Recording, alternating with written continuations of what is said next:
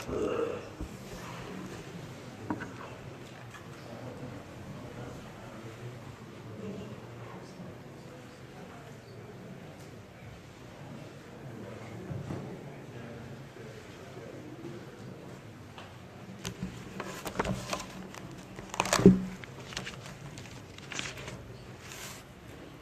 الله الرحمن الرحيم الحمد لله رب العالمين والصلاة والسلام على أشرف المرسلين سيدنا محمد وعلى آله وأصحابه أجمعين ومن تبعهم بإحسان إلى يوم الدين رب اشرح لي صدري ويسر لي أمري واحلل عقدة من لساني يفقه قولي السلام عليكم ورحمة الله وبركاته فنستهنف إن شاء الله شرح الأربعين النووية ووصلنا إلى الحديث السابع. Assalamu alaikum wa rahmatullah. Nous continuons nos explications des 40 hadiths de l'imam An-Nawawi et nous étions arrivés au 7e hadith.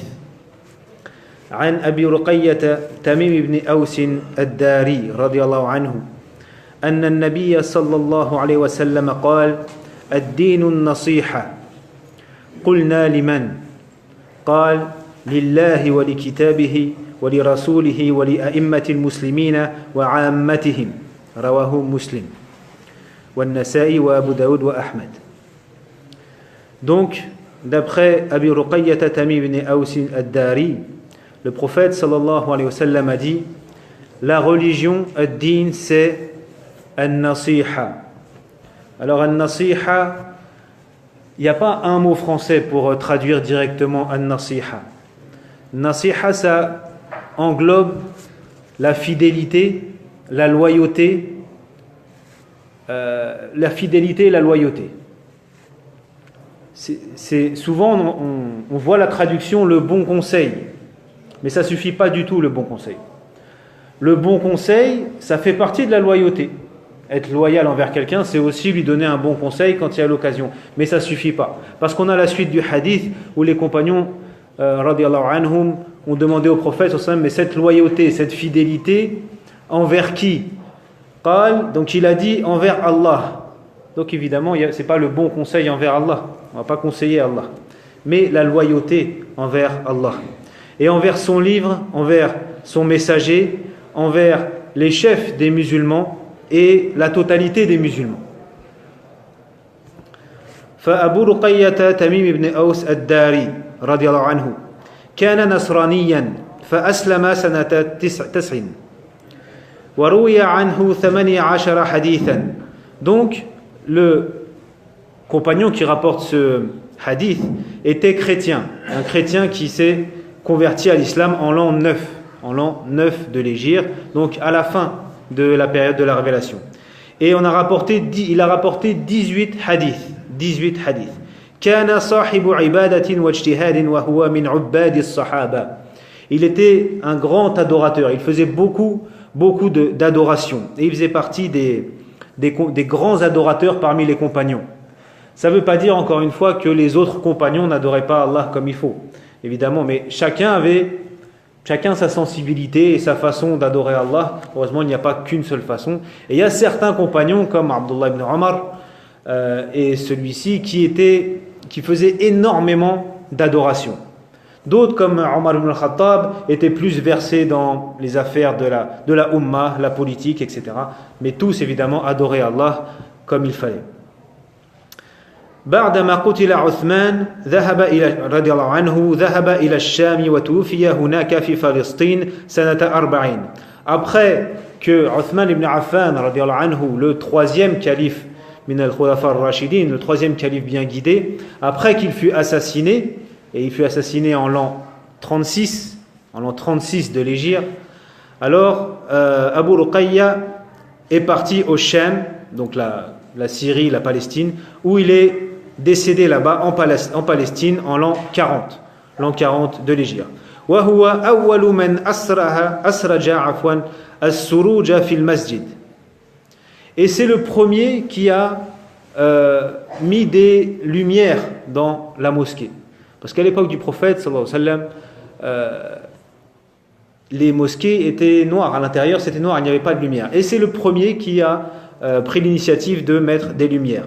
Et c'est le premier aussi qui a raconté des histoires dans la mosquée. Évidemment, pas des histoires qui ne servent à rien, les histoires des peuples anciens, les histoires des compagnons, etc., que c'est des histoires, profitables aux gens, qui profitaient aux gens. Fi zamani Omar, il a fait ça à l'époque du califat de Omar ibn al-Khattab, bi'idnihi, avec l'autorisation de Omar. Al-Ifada, hada al-hadith khulasat ad-din wa haqiqatuhu. Ce hadith, c'est le résumé de la religion.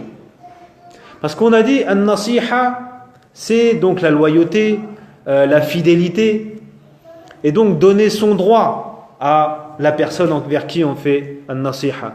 Donc si on donne son droit, si on est loyal envers Allah, c'est-à-dire l'adorer comme il faut, lui attribuer les attributs que lui-même s'est attribué, lui le dispenser, ne pas lui attribuer ce qu'il est interdit de lui attribuer, etc. Donc l'adorer avec une bonne aqidah, tout ça. En même temps, an-nasiha envers le prophète, donc lui obéir, lui donner le statut qu'il doit, envers le Coran, donner sa place au Coran dans la vie comme il se doit, et cette loyauté envers les musulmans, et particulièrement sur d'autres qui sont leurs chefs. Une fois qu'on a fait ça, qu'est-ce qui reste? Il ne reste rien, ça y est, on a la religion complète. C'est pour ça que dans ces quelques mots, encore Jawami'ul Kalim de Nabiyullah sallallahu alayhi wa sallam, encore on voit la Jawami'ul Kalim, la faculté de dire beaucoup de choses en peu de mots du prophète sallallahu alayhi wa sallam. En ces quelques mots, ad-dinu an-nasiha, il a résumé la religion. Donc ce hadith est un résumé de la religion. وَالنَّصِيحَةُ كَلِمَةٌ يُعَبَّرُ بِهَا عَنْ إِرَادَةِ الْخَيْرِ لِلْمَنْسُوحِ لَهُ. Encore une autre façon d'expliquer le mot nasiha, c'est un mot qui est utilisé pour dire, exprimer, vouloir le bien pour celui envers qui on fait nasiha. C'est vouloir le bien pour la personne ou pour la chose. وَأَصْلُ النَّصْحِ فِي اللُّغَةِ الْإِخْلَاصِ. Le sens linguistique d'un nasr, c'est la sincérité. وَهِيَ مِنْ وَجِيزِ الْأَسْمَاءِ. Et ça fait partie des wajiz al-asma de la langue arabe, les mots qui ont beaucoup de sens, qui sont très riches dans leur sens. On voit parmi les choses étonnantes de la langue arabe, il y a certains mots qui ont un sens très précis et pas autre chose. Par exemple, on a un mot en arabe pour parler de la pellicule qui entoure le noyau de date. C'est al-qitmir. Al-qitmir, c'est la pellicule qui entoure le noyau de date. Et aussi, le trait qu'on trouve sur le noyau de date, ça c'est al-fatil. Donc un mot qui a un sens très précis. Et à l'inverse, on a d'autres mots qui ont beaucoup de sens, qui sont très larges et très riches au niveau du sens. Parmi eux, al-nasr wa al-nasiha.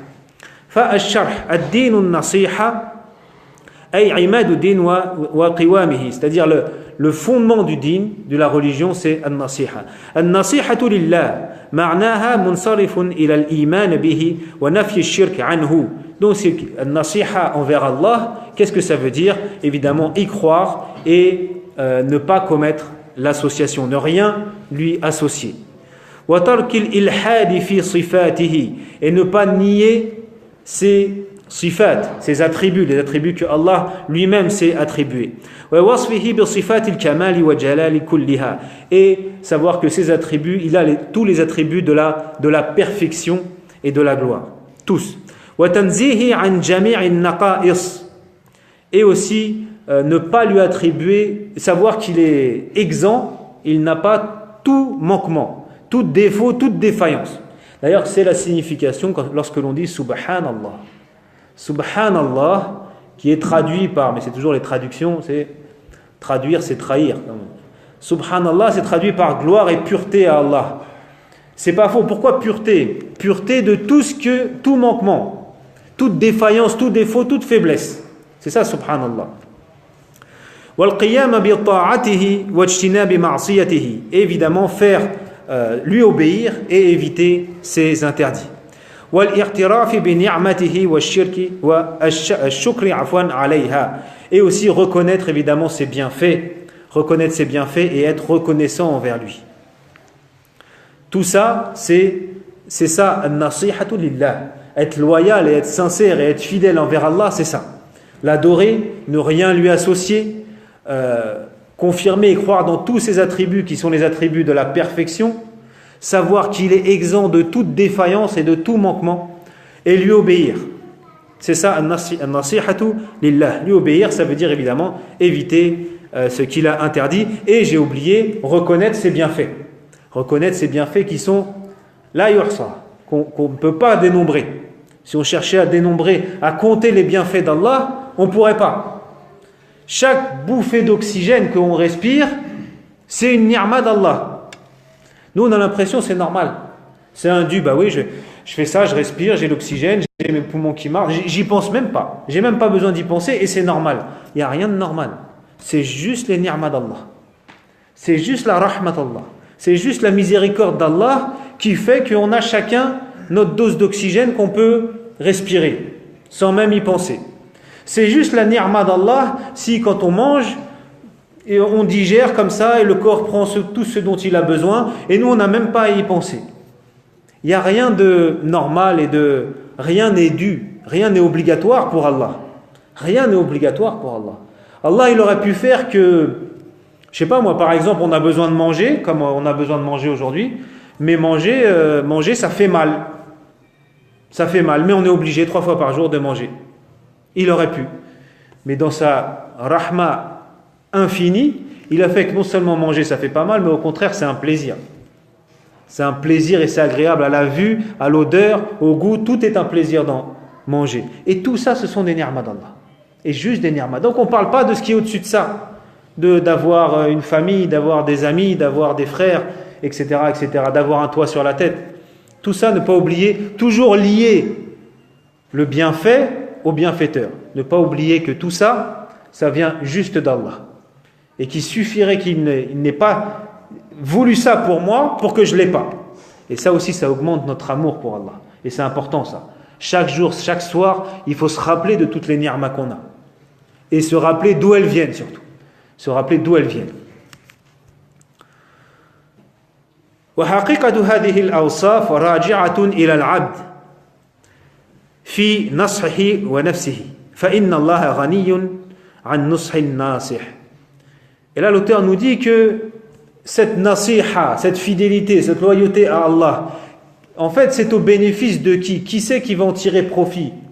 C'est nous, c'est le serviteur, c'est pas Allah. Allah, il n'a besoin de rien. Quand bien même personne sur terre ne serait fidèle et loyal envers lui, personne ne lui obéirait, il n'y aurait que des mushrikoun sur terre, ça ne changera rien pour Allah. Ça ne changera rien à son royaume et à sa puissance. Donc cette reconnaissance, c'est pour nous-mêmes qu'on l'a fait. An-nasihatu li kitabihi. Ensuite, an-nasiha, je préfère dire directement en arabe nasiha parce que, comme on a dit, ça englobe beaucoup de sens en français. Envers son livre, Al-Qur'an Al-Karim, ay al-iman bi-annahu kalamullah.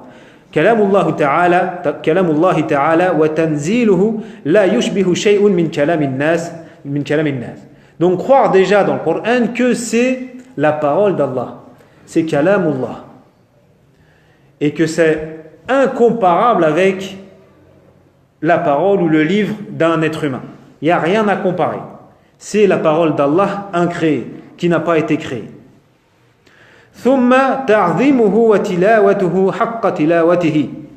Et ensuite le fait de lui donner la place qu'il mérite. Le Coran, c'est pas un livre comme ça. C'est pas un livre. C'est pour ça qu'il faut, quand on le touche, il faut les ablutions. Ça ne se fait pas de le poser par terre, même à la mosquée. On ne pose pas le Coran par terre.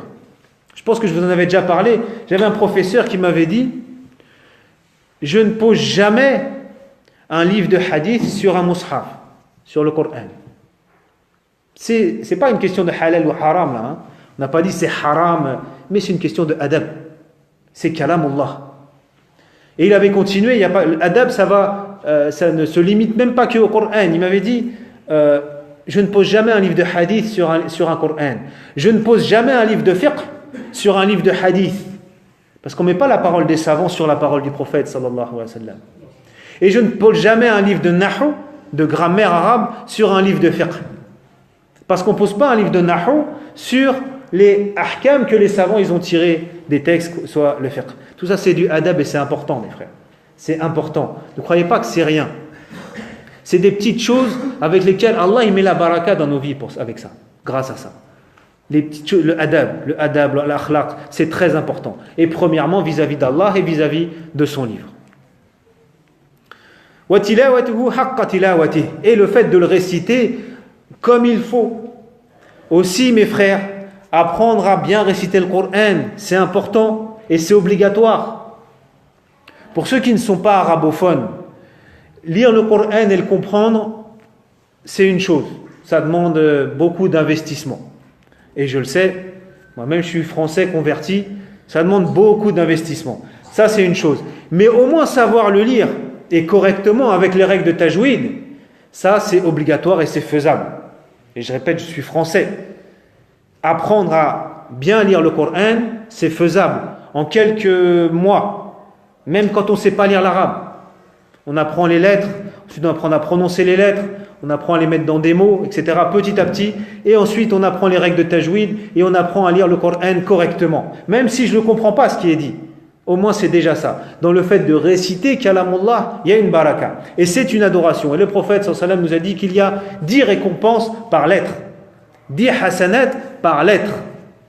Imaginez quand on lit une page, 2 pages, 3 pages, le nombre de hasanat. Et aussi mes frères arabophones, mes frères arabes d'origine, ne croyez pas qu'il suffit d'être arabophone pour bien réciter le Coran. Parce que très souvent, malheureusement, on entend des frères arabophones, quand ils lisent le Coran, c'est un peu une catastrophe. Parce que le Coran, il a ses règles. Il a ses règles à lui de récitation. Et aussi les lettres, il faut savoir bien les prononcer. Et des fois, dans le langage parlé, comme ça, surtout dans le darija, dans le dialecte, les lettres, elles sont un peu pas très bien prononcées. Quand on parle, c'est pas grave. Mais quand on récite le Coran, c'est kalamullah. C'est kalamullah. Quand le qaf, il a été révélé qa, on le dit qa. On ne dit pas ga ou autre chose.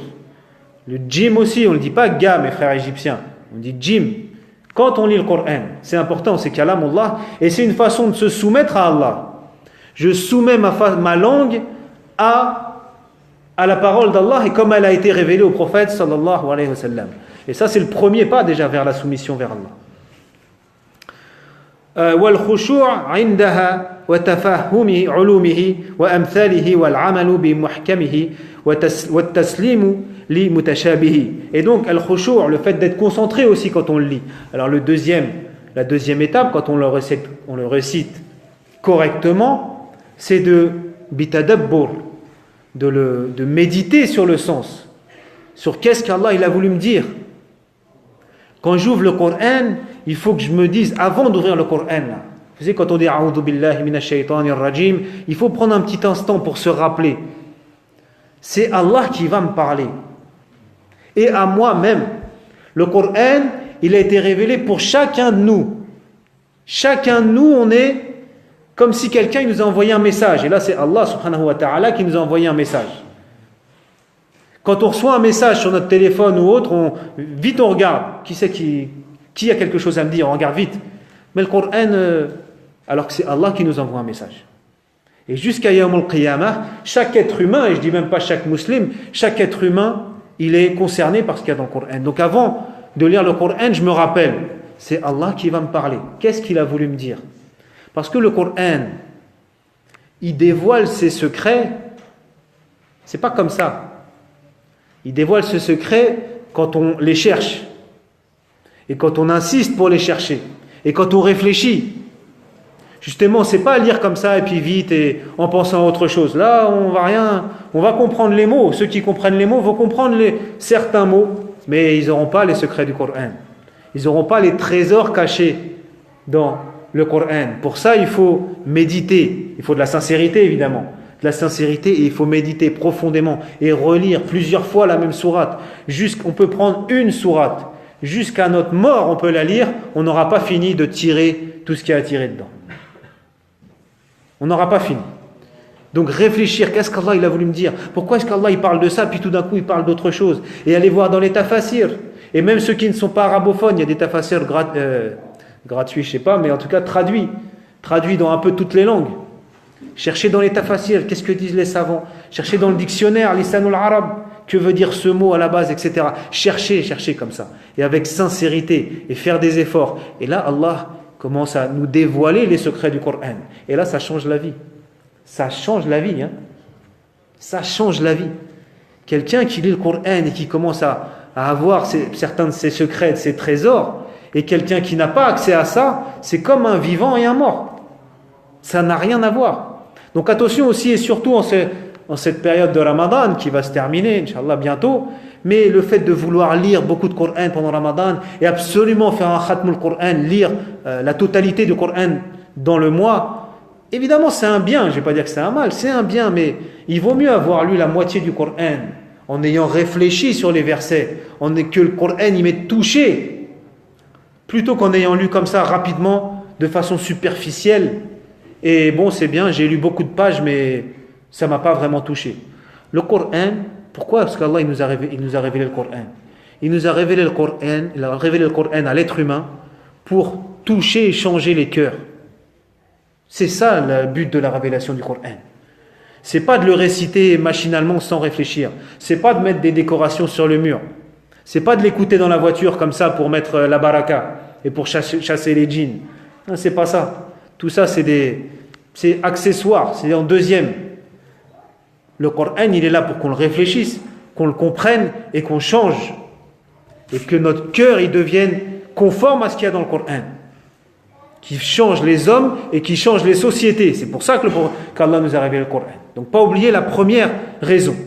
La première raison est donc pas lire machinalement parce qu'il faut absolument que je lise tout le Coran pendant le Ramadan. Non, lisez un peu, mais avec tadabbur et avec concentration, Inch'Allah. Tamam. Voilà, et chercher à comprendre ces amthal, les exemples que Allah nous a mis dans le Coran. Quand Allah nous donne des exemples, quand Allah nous raconte des histoires sur les peuples anciens dans le Coran, c'est pas pour nous informer juste comme ça. C'est pas un livre d'histoire, le Coran. C'est pas un livre d'histoire. C'est pas pour que je sais que le peuple de Thamoud a fait ça, le peuple de Ad a fait ça. Non, c'est Allah m'a raconté cette histoire. Qu'est-ce que j'ai comme enseignement à tirer? Al-Ibara. Chercher pourquoi Allah il me raconte cette histoire? En quoi elle peut me servir dans ma vie de tous les jours aujourd'hui, en France en 2018, ma vie de musulman aujourd'hui? Pourquoi cette histoire elle va m'apporter quelque chose? Et elle va m'apporter quelque chose. Si Allah nous l'a raconté, c'est qu'elle va apporter quelque chose à tout être humain jusqu'à Yawm al-Qiyamah, qu'il soit en France, en Afrique, en Indonésie ou où qu'il soit.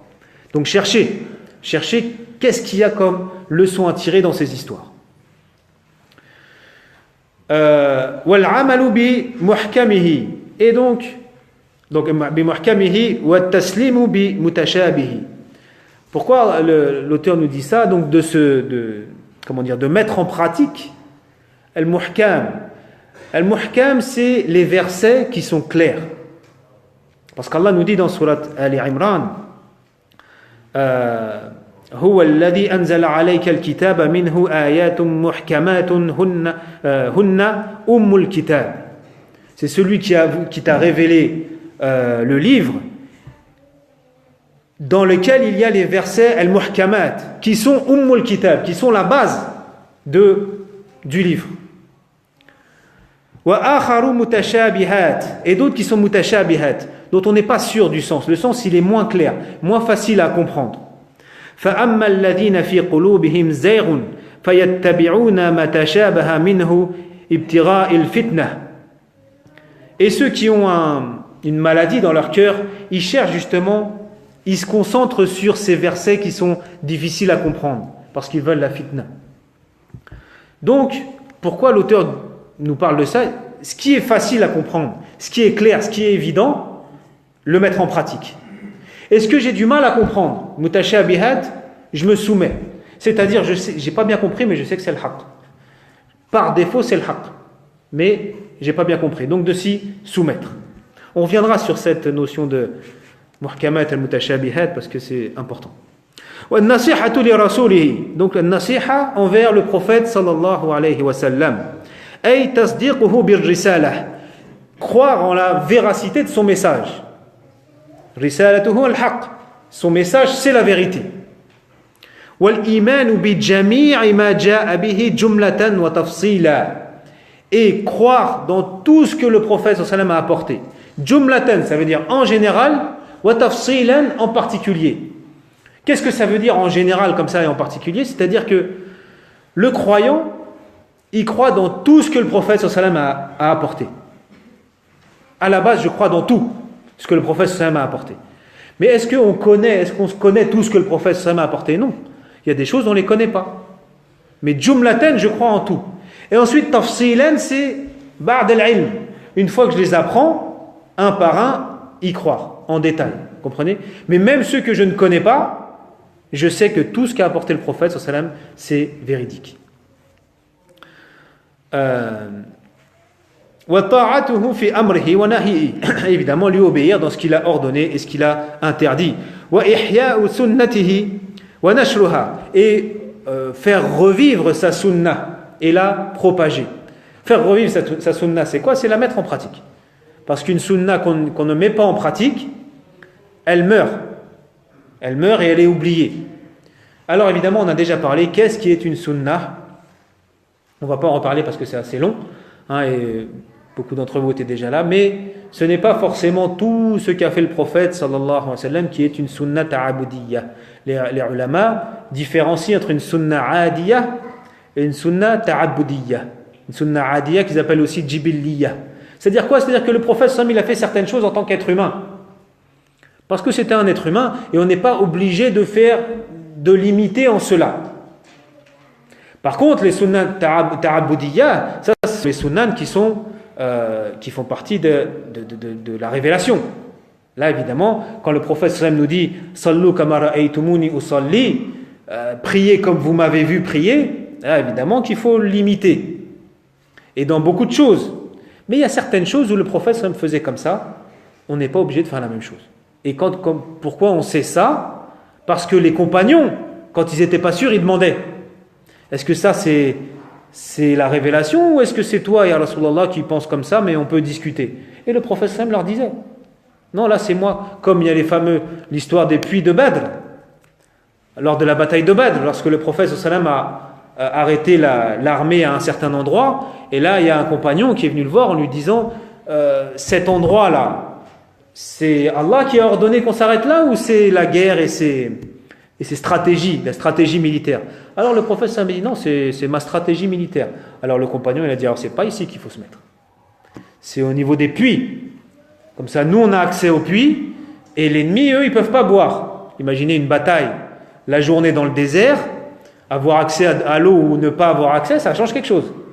Et le prophète sallam l'a écouté. Et il ne lui a pas dit, mais comment ça, j'ai dit qu'il fallait s'arrêter là, et comment tu oses me dire quelque chose? Non, il l'a écouté. Et il y en a d'autres des hadiths. Le fameux hadith où le prophète, j'en ai déjà parlé aussi ici, le prophète allait manger un plat, il a demandé qu'est-ce que c'est comme viande, on lui a dit c'est du dab, c'est de l'iguane. Et donc il n'a pas mangé. Il y avait Khalid ibn al-Walid avec lui. Et Khalid ibn al-Walid lui a demandé, c'est haram ya Rasulallah? Là il lui a demandé, c'est la révélation d'Allah, on n'a pas le droit de manger du lézard. Alors le prophète me dit non, mais moi ça me dégoûte. On ne mange pas ça à Mecca et moi ça me dégoûte. Donc je n'en mange pas. Khalid bin Walid s'est rapporté dans le hadith, il a tiré l'assiette vers lui et il a tout mangé. Et il ne s'est pas dit non, le prophète ça n'aime pas, alors moi aussi je ne dois pas aimer. Non, c'était les goûts du prophète, c'est un goût, c'est son goût. Par contre, on tire du hadith qu'il ne faut pas manger quelque chose qui nous dégoûte. Vous voyez?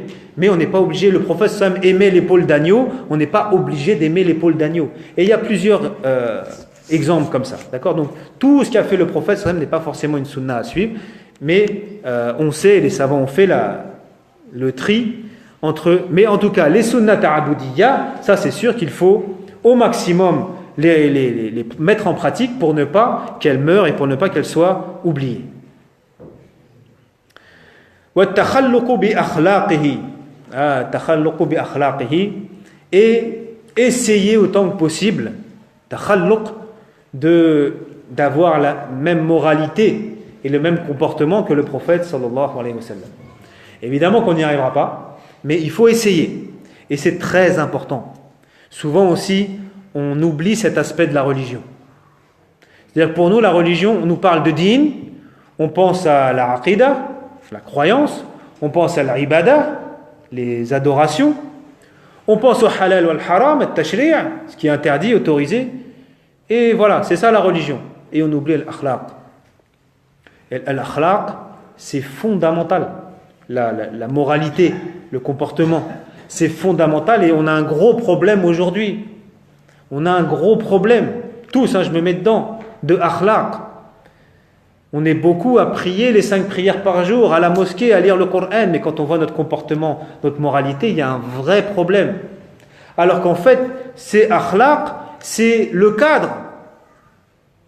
Tout est cadré par ça. Si on suit juste le halal et le haram, par exemple, on va tomber dans des comportements qui ne sont pas des comportements du mu'min. Imaginez quelqu'un, ça me vient à l'esprit là, il se marie, d'accord ? Il se marie, au bout de 2 semaines, il divorce. Et le lendemain, il se remarie. Et au bout d'1 semaine, il divorce. Et comme ça, le mois d'après, il divorce. Et puis il se remarie. Au niveau du fiqh, est-ce que c'est haram ? Non, c'est pas haram. L'homme, il n'a pas besoin d'une raison pour divorcer. Le divorce dit comme ça, sans raison, il est valable. Mais est-ce que c'est le comportement du mu'min, ça ? Est-ce qu'un musulman il se comporte comme ça ? Qu'est-ce qui empêche ? Pourquoi est-ce qu'on dit non, nous on sait logiquement que c'est pas le comportement du musulman, ça. Jouer avec les femmes, avec les filles des autres, qu'est-ce que c'est que ça ? Ça n'existe pas, ça. Mais pourquoi ? C'est les akhlaq. C'est pas le fiqh. Parce que ça fait pas partie de la moralité du musulman, évidemment. Et c'est très important. Dans notre religion, le prophète sallam nous a dit innama bu'ithtu li utammima makarim al-akhlaq. J'ai été envoyé, je n'étais envoyé que pour parfaire les bonnes moralités. Alors que, évidemment, il y a un peu de mubalara. Ça, c'est le style arabe. Il n'a pas été envoyé, sallallahu alayhi wa sallam, que pour ça. Mais c'est pour dire l'importance. Et comment l'islam s'est propagé dans l'histoire ? Comment l'islam s'est propagé ? Comment les gens sont devenus musulmans ? C'est par la guerre ? Non, c'est pas par la guerre. Ça, c'est faux, ça. Les compagnons et les premières générations, ils ont fait la guerre. Pourquoi ? Parce qu'ils savaient qu'ils avaient le message à transmettre au peuple. Et entre eux et les peuples du monde, il y avait quoi ? Il y avait les armées des tyrans. Parce qu'à l'époque, c'était les peuples, ils ont la religion de leur souverain. Il n'y avait pas la liberté comme ça d'être. Et donc les rois, ils n'auraient jamais laissé les musulmans faire la da'wa. Donc il fallait transpercer l'obstacle qui était les armées. Mais les peuples derrière l'armée là, est-ce qu'ils ont été contraints à être musulmans ? Jamais. Ça n'existe pas chez nous, ça. D'ailleurs, vous prenez l'Égypte, qui est devenue en majorité musulmane 400 ans après que les musulmans aient pris le pouvoir. En Syrie, 600 ans après que les musulmans aient pris le pouvoir. Ou c'est l'inverse. J'ai un doute si c'est 400 ans ou 600 ans. Mais bref, que ce soit en Égypte ou en Syrie, les musulmans ont pris le pouvoir. Pendant plusieurs siècles, des générations et des générations, ils sont restés chrétiens. Et la majorité des gens sont restés chrétiens, alors que le pouvoir est musulman. Et au bout de 600 ans, la majorité des gens sont devenus musulmans. En Égypte, aujourd'hui, il y a encore les Coptes. Ils sont toujours là. C'est les descendants de ceux qui ne se sont pas convertis à l'islam. Donc comment est-ce que... alors d'un côté, il y a ça, mais d'un autre côté, l'islam, il s'est répandu, comme, subhanallah, de l'Indonésie jusqu'au Maroc. Comment alors ? Par le comportement des musulmans. Par le comportement des musulmans. Vous prenez en Asie, fil Hind, notamment en Inde, sur les côtes de l'Inde. Il n'y a pas eu de guerre là-bas. Qu'est-ce qui s'est passé ? Des commerçants musulmans, des commerçants arabes musulmans qui sont allés faire du commerce. Quand les Indiens, là, ils ont vu ces gens, leur honnêteté, leur patience, quand ils ont vu ce comportement, vous savez, dans le commerce, on voit quelqu'un qui se comporte bien ou mal. Parce que rapidement, on est malhonnête dans le commerce. Quand ils ont vu ça, ils ont dit, c'est pas possible. Comment ils peuvent être comme ça, ces gens-là ? C'est leur religion. Aujourd'hui, il y a 300 millions de musulmans en Inde. Et plus le Pakistan. Et l'Indonésie, c'est le plus grand pays musulman. Des millions et des millions de musulmans. Par le comportement des musulmans. Quand Tariq ibn Ziyad, il a traversé pour conquérir l'Andalousie, il a été aidé par des chrétiens. Contre qui ? Contre Roméric. Parce qu'en Andalousie, il y avait Roméric, un un roi chrétien injuste, un zalim. Et les chrétiens, ils savaient que les musulmans, eux, ils étaient justes. Pareil en Égypte, lorsque Amr ibn al-As, il a conquis l'Égypte, à l'époque de Omar ibn al-Khattab, radiallahu anhu. Il y a aussi, presque pas, pourtant c'était l'empire byzantin qui était là-bas. Il n'y a presque pas eu de bataille. Pourquoi? Parce que l'armée musulmane, elle a eu l'aide de la population. La population qui était chrétienne, et comme j'ai dit, qui est restée chrétienne pendant des siècles. C'est-à-dire des chrétiens qui ont aidé les musulmans contre le pouvoir chrétien. Comment c'est possible ça? Parce que le pouvoir chrétien, il était injuste. Et ils savaient que les musulmans, ils étaient justes. Ils étaient justes et ils étaient bons et on avait le droit de vivre en paix et en liberté chez eux. Les musulmans, pendant des siècles, ils avaient la réputation d'être des gens droits, d'être des gens propres, d'être des gens honnêtes. Regardez aujourd'hui. Soyons honnêtes 2 secondes. Nous-mêmes qui venons prier à la mosquée, soyons juste honnêtes. Quand on veut acheter une voiture et qu'on regarde les petites annonces, on préfère que le propriétaire il s'appelle Jean-François ou on préfère qu'il s'appelle Mohamed? On préfère qu'il habite à Paris 14e ou on préfère qu'il habite à Saint-Denis? C'est malheureux. On en rigole, mais c'est malheureux. C'est une catastrophe. Comment c'est possible? Comment on en est arrivé là? Subhanallah, ça donne envie de pleurer. La Ummah de Mohammed, sallallahu alayhi wa sallam. La Ummah du dernier message, la Ummah du Coran. On en est là. On est les derniers des derniers dans la plupart des domaines. Comment c'est possible? Et après on se demande pourquoi il nous arrive tout ce qui nous arrive. Pourquoi on nous fait la hagra? Pourquoi on est injuste envers nous? Pourquoi on ne nous aime pas? Mais subhanallah, qu'est-ce qu'on mérite d'autre? Qu'est-ce qu'on mérite d'autre? Bien sûr, il y a des injustices. Je n'ai pas dit qu'il faut se taire devant les injustices. Il y a des injustices, il faut les dénoncer, c'est pas normal. Mais il faut d'abord se regarder nous. Pourquoi est-ce qu'Allah ne nous secourt pas? Alors qu'Allah nous dit dans le Coran, وَكَانَ حَقًّا عَلَيْنَا نَصْرُ الْمُؤْمِنِينَ. Allah nous dit وَكَانَ حَقًّا عَلَيْنَا. C'était un devoir obligatoire pour nous. Il n'y a rien d'obligatoire pour Allah, mais c'est Allah lui-même qui le dit, qui s'est donné comme obligation. Nasrul mu'minin, secourir les croyants. Comment ça se fait qu'on est dans cet état-là? Parce qu'on ne mérite pas ce fait de mu'min. On ne mérite pas d'être qualifié de mu'min. Parce que voilà notre comportement. Ça, et la plupart, je veux dire la majorité du problème, elle vient des akhlaq. Parce que vous prenez la grande majorité des musulmans, ils croient en Allah, ils lui associent rien. Ils croient dans le prophète, sallallahu alayhi wa sallam. Bon, la prière, beaucoup quand même prient. Les mosquées sont pleines, c'est pas le problème. Même si malheureusement beaucoup ne prient pas quand même. Mais les mosquées sont pleines. Mais le problème c'est nos akhlaq. Imaginez, j'avais dit une fois sur le minbar d'ici, lors d'un Jumu'ah, imaginez un non-musulman. Et après je vais arrêter là-dessus, mais c'est tellement important. Un non-musulman qui habite à Saint-Denis.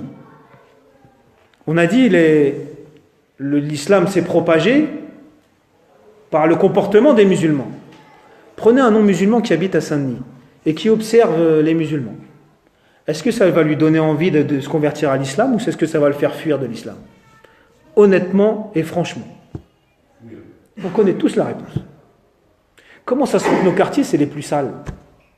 Regardez à Saint-Denis et allez à Paris.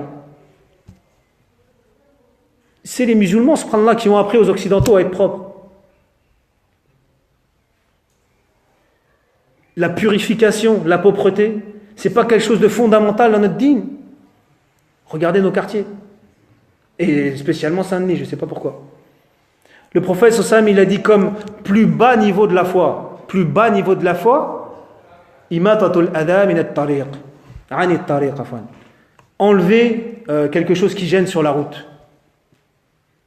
Et comment on voit nos quartiers où on jette les choses par terre, normal, c'est sale, c'est très sale, et c'est normal, ça ne nous dérange pas.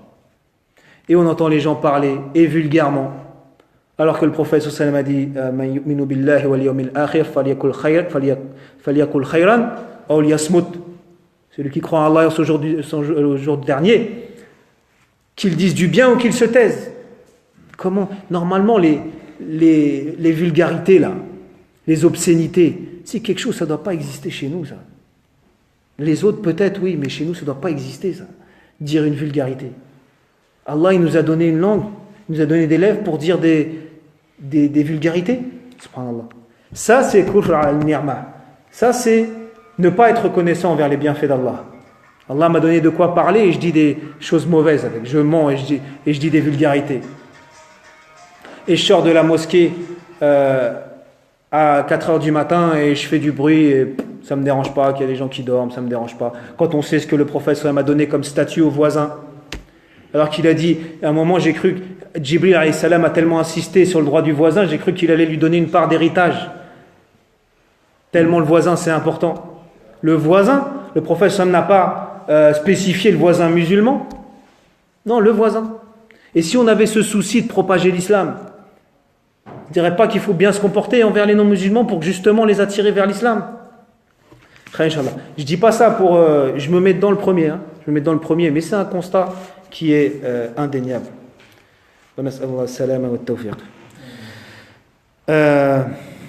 Ensuite, donc on continue. An-nasihatu li a'immatil muslimin. La nasiha pour les a'immatul muslimin, donc ce qui est désigné par les a'imma, ce sont les gouverneurs et les ulama. Parce que normalement, ce sont les deux autorités pour les musulmans. Les gouverneurs et les ulama, et les gouverneurs qui doivent gouverner sous les conseils des ulama. C'est sûr qu'aujourd'hui, bon, c'est pas trop ça, mais... Afwan. Tout ce qui se passe tout ce qui se passe والحكومه يعني ما كان حتى واحد يعني يتكلم على الشيء الباطل يعني ما نعم oui oui c'est sûr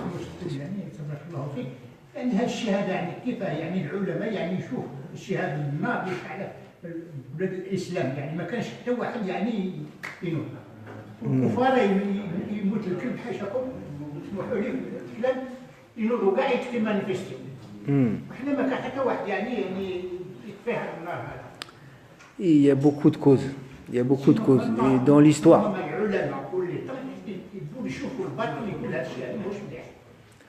نعم ولكن هذه العلماء يسجن. Le problème, bon, on va y venir justement. Je comptais en parler un petit peu de. C'est sûr. Quand tu le vois toutes les choses qui se passent, tu vois t'attends tout ce que le Coran a dit وشق الله تعالى سبحان الله يعني شوفها ما شاء الله ما كان يعني شوف نار. Il faut. Les ulama, ils font des choses. Il ne faut pas dire qu'ils font rien. Ils font des choses, mais c'est pas eux qui ont le pouvoir. Après, c'est ulama au sultan, il y en a toujours eu. Le ilm, ça ne veut pas dire la taqwa, et ça ne veut pas dire l'ikhlas.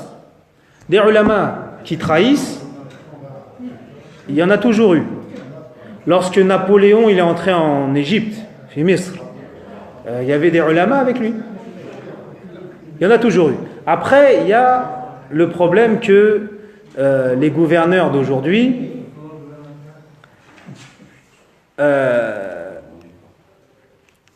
la plupart, même les gouverneurs en général, évidemment, ne gouvernent pas selon les principes de l'islam. Ça, c'est sûr. Et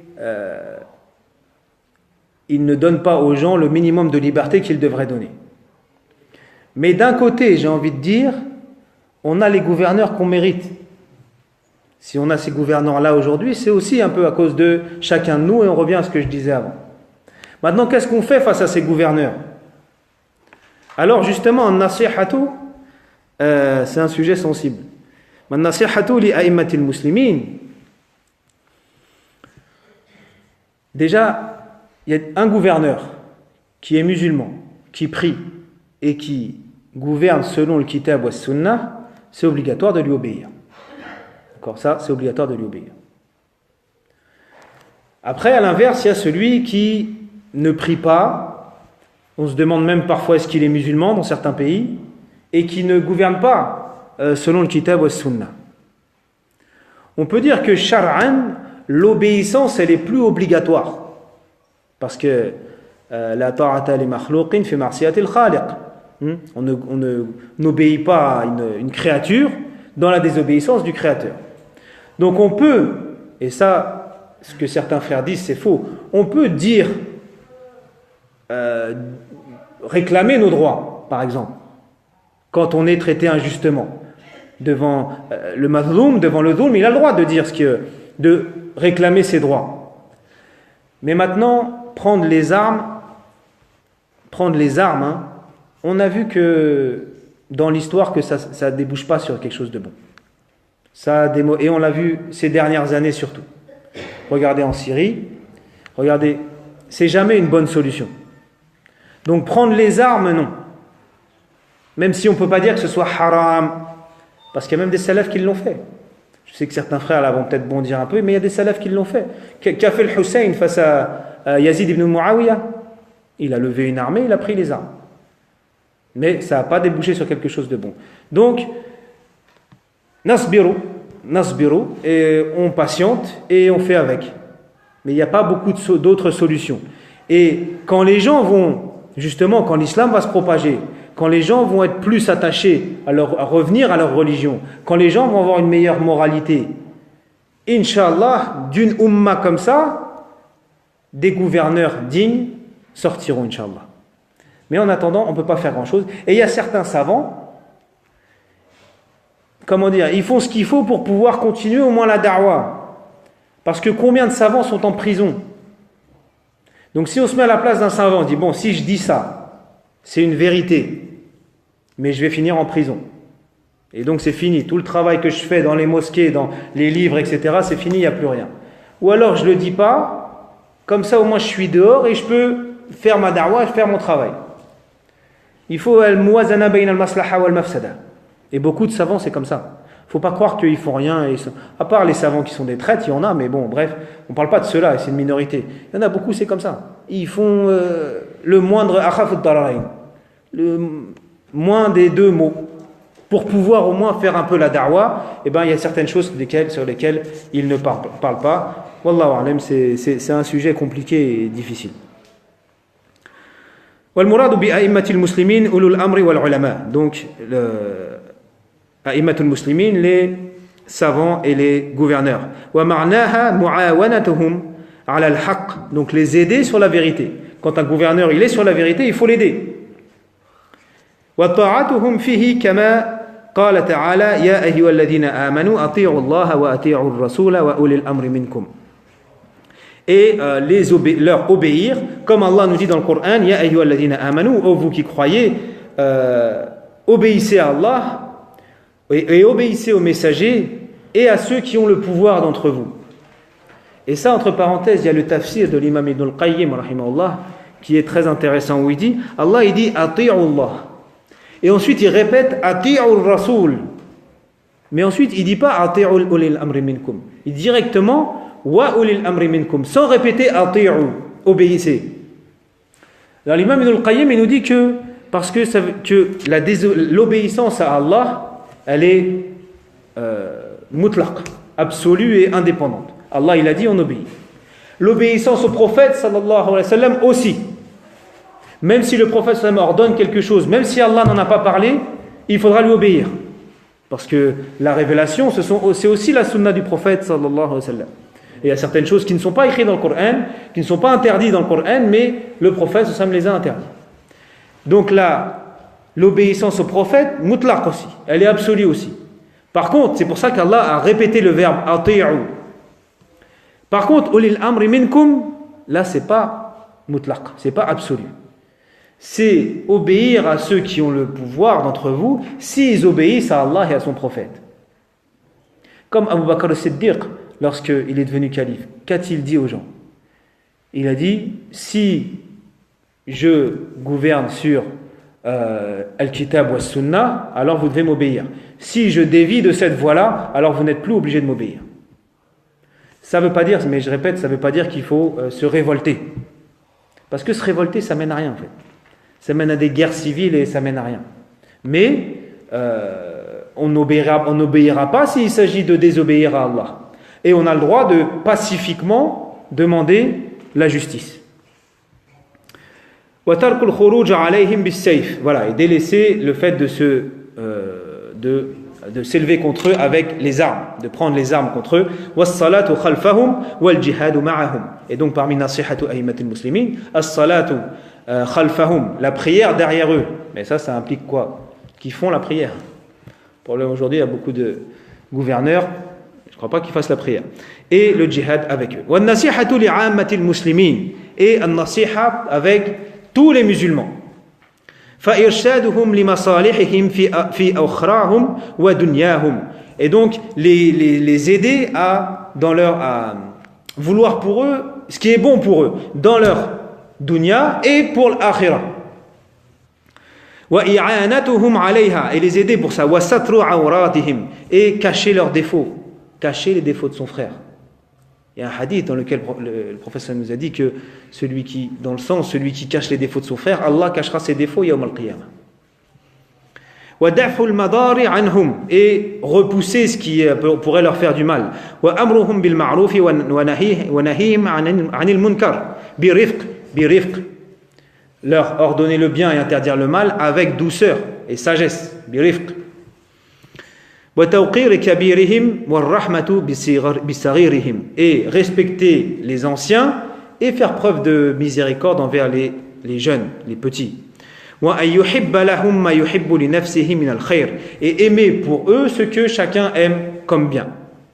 وَمِنْ أَعْظَمِ أَنْوَاعِ النَّصْحِ بَيْنَ الْمُسْلِمِينَ أَنْ يَنْصُحَ لمن استشاره في أمره قال رسول الله صلى الله عليه وسلم وإذا استنصحك فانصح له. Et parmi les plus importantes façons de faire un nasiha, c'est de bien conseiller une personne lorsqu'elle vous demande conseil. Comme le prophète nous a dit, lorsqu'on te demande conseil, alors donne le bon conseil. Là, on peut traduire nasiha par le bon conseil. Et ça veut dire quoi aussi? Ça veut dire quand je ne sais pas, dire je ne sais pas. Si quelqu'un nous demande notre avis sur un domaine qu'on ne connaît pas, le croyant, il ne commence pas à dire « ouais, moi je pense que ça… » Non, je ne sais pas, ça peut être ça le bon conseil. Je dis ça parce que souvent, nous, on est tous médecins, on est tous mécaniciens, on est tous architectes, on sait tous surtout. Ouais, tu devrais prendre ça, tu devrais prendre tel médicament, tu devrais faire ça. Ta voiture, elle a ça, ouais, à mon avis, c'est ça. Alors qu'on n'y connaît rien. Non, non.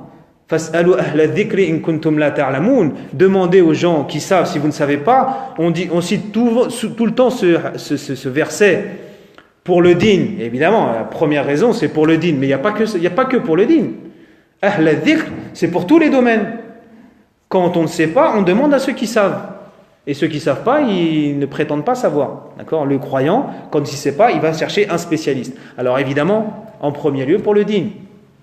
Et il ne suffit pas de quelqu'un qui parle un peu l'arabe, il a une barbe, il a fait une vidéo sur YouTube pour être quelqu'un qui connaît le din. Non, il faut avoir étudié le din. C'est une discipline qui s'étudie sur de longues années. C'est pas comme ça, c'est pas parce que j'ai entendu quelques cours, je connais l'arabe, je suis arabophone, j'ai lu des livres, alors je peux émettre des fatwas, je suis un talibul ilm ou je suis un alim. Non, c'est pas comme ça. Il faut avoir étudié. Est-ce qu'un médecin, si vous arrivez chez un médecin et qui vous dit bon, moi j'ai pas fait médecine, je suis pas diplômé, mais j'ai lu plein de livres sur la médecine, je m'y connais, c'est mon truc la médecine. Vous allez vous faire soigner chez lui? Non, parce que c'est un amateur. Pour le din, c'est pareil. Pour le din, c'est pareil. Quelqu'un qui a étudié et qui a des ijazat et des diplômes dans ce domaine-là. Et donc, nasihatu li'amatil muslimin, il faut s'y arrêter un peu, même si bon, je ne vais pas vous retenir plus que ça, mais parce que là aussi, on a un très gros problème. Subhanallah, certains frères, on dirait que avec leurs frères, tout ce qu'ils cherchent, c'est les défauts. Ils attendent le défaut pour pouvoir dire « Ah, il est comme ça ». Et encore plus avec les ulama et les du'at, etc. « Ah, lui, c'est un mubtadir, c'est un bol, etc. etc. » Mais d'où ça vient ça? D'où ça vient ça? Le fait de faire des mises en garde, de dire un tel c'est un innovateur, la plupart du temps pour des questions de fiqh sur lesquelles il y a divergence. Et même s'il s'est trompé, et alors? Qui ne s'est pas trompé à part Rasulullah sallallahu alayhi wa sallam? Tous les savants se sont trompés. Admettons, il s'est trompé, et alors? Il s'est trompé, on n'est pas obligé de suivre son avis, mais ce n'est pas une raison pour parler mal sur lui. Manger la chair de notre frère mort, et encore plus quand c'est un savant. Inna lahma al-ulama masmoum, la viande, la chair des savants, elle est empoisonnée, c'est-à-dire la médisance sur les savants, elle est encore plus grave. Subhanallah, son frère, on doit toujours chercher des excuses. Mais encore une fois, certains frères, ils prennent des hadiths et ils oublient des versets et des hadiths beaucoup plus clairs. Comme on a dit tout à l'heure, al-muhkamat ou al-mutashabihat. Par exemple, il y a le hadith des 73 sectes, où le prophète m'a dit ma communauté se divisera en 73 sectes et une ira au paradis, etc. Vous connaissez ce hadith. Il y a certains frères, ils prennent ce hadith comme fondement de leur religion, alors que c'est un hadith ahad. C'est-à-dire que ce n'est pas un hadith mutawatir. Donc on n'est pas sûr et certain que le prophète sallallahu alayhi wa sallam a dit ça. En plus, le hadith, les savants divergent sur est-ce qu'il est authentique ou pas. Il y a une divergence sur est-ce qu'il est authentique ou pas. Et même s'il est authentique, il n'est pas mutawatir, c'est-à-dire on n'est pas sûr et certain que le prophète sallallahu alayhi wa sallam a dit ça. Par contre, à côté de ça, il y a des versets et des versets du Coran, ils sont tous mutawatir et qui sont clairs. Al-muhkamat, innamal mu'minuna ikhwa fa aslihu baynakuma. Les musulmans ne sont que des frères. Ça c'est clair, non? Ya ayyuhalladhina amanu ijtanibu kathiran min adh-dhann fa inna ba'da adh-dhanni ithm. Oh, vous qui croyez, évitez les mauvais soupçons là, parce que beaucoup de mauvais soupçons sont un péché. Wala tajassasu, ne vous espionnez pas. Wala yartab ba'dukum ba'da, et ne faites pas la médisance les uns sur les autres. Ça, ce sont des versets. Ça veut dire on sait sûr et certain que c'est authentique. Et le sens, il est clair. Ça, ce sont des muhkamat. Alors que le hadith sur les sectes, lorsque les compagnons ont demandé au prophète sallallahu alayhi wa sallam, menhum, c'est qui ceux qui iront au paradis? Al-jama'a. Le prophète sallallahu alayhi wa sallam a dit quoi? Al-jama'a, le groupe. Qu'est-ce que ça veut dire? Je ne dis pas que ce hadith il sert à rien, au contraire. Mais c'est pas du tout pour... Le prophète nous a pas dit ça pour qu'on se dise, alors lui, il est dans quelle secte? Est-ce qu'il est dans la bonne secte? Al-firqatun najiyah, soi-disant. Le groupe sauvé, là. Est-ce qu'il est dans... Vous croyez que c'est pour ça? Non. Le prophète Sam, il n'a pas dit, c'est un tel, al-jama'a. Ça veut dire quoi? Justement, le prophète Sam, il nous a dit ça pour éviter qu'on se divise. Pour nous mettre en garde contre la division. Al-jama'a, la majorité des musulmans, rester groupés et pas faire des petites sectes comme ça, là. C'est justement ce hadith que le prophète Sam nous a dit pour qu'on évite de se diviser, c'est devenu une cause de division. Ah, attention, il y a 73 sectes, donc je veux savoir si tu es dans la bonne. Mais il est où le husnud dhan? Husnud dhan, la bonne pensée pour ton frère. C'est un frère, c'est un musulman. Rappelez-vous du hadith où Usama ibn Zayd, sur le champ de bataille, quelqu'un, il allait tuer un ennemi, un mushrik, et l'ennemi, il a fait la shahada. Ashhadu an la ilaha illallah, ashhadu anna Muhammad Rasulullah. Alors qu'il allait se faire tuer. Qu'est-ce qu'il s'est dit, Usama? Radiallahu anhu, on serait tous dit certainement. Il dit ça pour sauver sa vie. Il l'a tué. Quand le prophète Usama a appris ça, il a dit Ya Usama, qui va te sauver Yawm al-Qiyamah face à cette parole? Face à cette parole La ilaha illallah Muhammad Rasulullah qu'il a dit. Est-ce que tu as coupé son cœur en deux pour savoir s'il était sincère ou pas? Alors que la personne il est sur le champ de bataille, il va se faire tuer. Et c'est là qu'il shahad. Tout le monde serait dit, il dit ça il n'est pas sincère. Le prophète Sam était très en colère. Et Usama ibn Zayd, il a regretté jusqu'à sa mort. On pense le bien pour notre frère. Par défaut, c'est un frère. Et même s'il se trompe, on lui dit qu'il se trompe. Et peut-être qu'il ne se trompe pas, peut-être qu'il lui pratique un autre avis qui existe. Bref, toutes ces histoires de mise en garde, de traiter les gens d'innovateurs. Quand Ibn Taymiyyah, par exemple, parlait de al-mubtadi'in, al-bid'a, il parlait de qui? Il parlait des Shia, il parlait des Khawarij, il parlait des Jahmiya, il parlait des Qadariya. Les chiites, les Khawarij, eux, bien ça c'est la bid'a, évidemment. Ça c'est la bid'a. Et quand il parlait de Fahm al-Salaf al-Salih, il parlait justement de, pas les chiites, etc. Ça, ce sont des déviances de l'islam. Les Khawarij, les chiites, les Jahmiya, etc. Mais Ahl al-Sunnah wal-Jama'a, c'est les musulmans. Et c'est pas seulement les Hanabila, seulement ceux qui ont la Aqidah Salafiyya et tous les autres non, etc. Non, c'est pas ça, subhanallah. C'est pas ça. Alors que si on dit qu'il n'y a que les Salafiyya dans la Aqidah qui sont Ahl Sunnah wal Jama'a, qu'est-ce qu'on fait?